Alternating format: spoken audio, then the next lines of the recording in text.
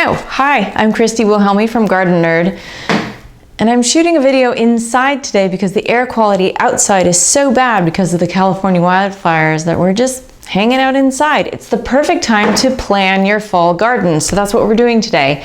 I wanted to walk you through a quick summary of the process that I use to plan out my garden every year. Now, I do teach classes on spring garden planning and fall garden planning a couple times a year, and of course the information I'm about to tell you is in Gardening for Geeks. So hopefully if you don't get everything you need from this video, you can find more information either in Gardening for Geeks or in one of my classes. So the first thing that I like to do when I'm planning out either my spring or my fall garden is to plan it out on paper.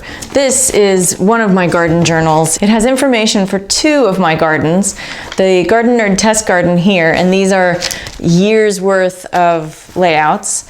And I have a new template for this year. I have a couple different sections, or I hand draw plots that I garden in at my community garden. I do spring and fall, dating all the way back. Why do I write down everything in a journal like this?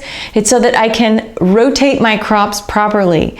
And that is a really important thing to do if you want to keep your soil healthy and plants free of pests and disease. So I'm going to give you a rundown here of what I'm doing. First thing you need is either graph paper or a template from your computer. I like to use a ruler, a pencil, and a big fat eraser. And it's good to have a pencil sharpener on hand. You can use a mechanical pencil if you really want to. I mean, that's super nerdy, but hey, I don't mind that. It's fine. And then I also need a jar of seeds. So this is the fall jar, and the fall jar has one just like this, but for spring. And I like to lay out all my seeds in front of me and group them by plant family. So for fall, for example, all of my brassicas, broccoli, cauliflower, cabbage, kohlrabi, Brussels sprouts, kale, those are going to be in one area. And then I'll have my root veggies in another. Carrots, parsnips, turnips, beets, radishes. And then I'll have my greens, lettuces, arugula, mustard greens, mosh, anything that's, going to grow in the salad garden. A spot for herbs, and then a spot for maybe other things like all the peas, sugar snap, snow, shelling. I'll go over here. And then as my seeds are all out in front of me, which is something that I'm a visual person. You may not be, you may be able to keep it all in your head, but I need to have the physical seeds in front of me. It's also a really good idea to take the time to look inside each seed packet and make sure that there's actually seeds in there and you don't have like one or two left, because this is a great time to keep a notepad next to you to write down, oh, I'm gonna need more Yellowstone carrot seeds for this season, that kind of thing. And then you can place an order before you actually walk out into your garden and discover you don't have enough seeds for what you want to plant. Plan ahead, and it all works out. So at this point, I'm going to look back in my history of where I've planted things for the past 3 years. Specifically, I'm going to look for where my brassicas are, because plants in the Brassicaceae family can leave behind diseases like clubroot disease. And a lot of plants are heavy feeders like cauliflower and broccoli, the things that form a head, and they will take up a lot of nutrients out of the soil. So I want to make sure I find a bed. I haven't grown anything that was a heavy feeder in it for a little bit of time. So when I flip back to the fall of 2019, 2018, etc., I identify my brassicas were in this bed, that bed, and then the year before that where were they? In that bed. Yeah, which means, so I now know which of my 4 beds I can plant Brassicaceae in this year. And I'm going to make a note of it on my template.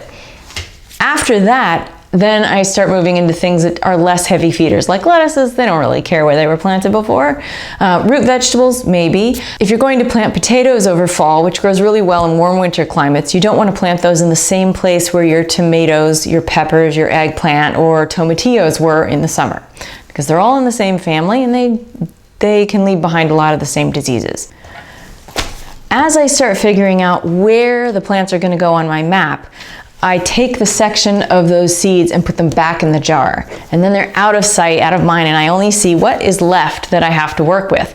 And pretty soon, once you've got everything mapped out, all the seeds end up back in the jar. They can go back in your cool, dark, and dry storage location, which, by the way, I have a video on how to store seeds. And I can tell you, if you store your seeds properly, you can germinate 18-year-old tomato seeds with 100% germination rate. I'm just saying, that's what happens. So these go back in the fridge for me, because I don't have air conditioning. So cool, dark, and dry for me is the refrigerator. And then you've got your map. Once you're finished, you've got a map that you can implement. You'll know exactly how many seeds you need to sow in order to plant out your garden for all of your different crops, what you need to start ahead of time, when it's going to go in the ground as you see what needs to be cleared out of the garden from your summer crops, and then you're ready to go. So those are my tips for starting your garden ahead of time on paper. Plan ahead. You'll be grateful you did, and you'll be really ready to go when the time comes. If you like this video, share it with your friends, and don't forget to subscribe and turn on notifications so that you can find out when our next video comes online. Consider becoming a Patreon subscriber to support all the free stuff that we do here at Gardenerd. And of course, if you want even more details about how to plan your garden step by step, inch by inch, get Gardening for Geeks, because it will tell you how. Happy gardening!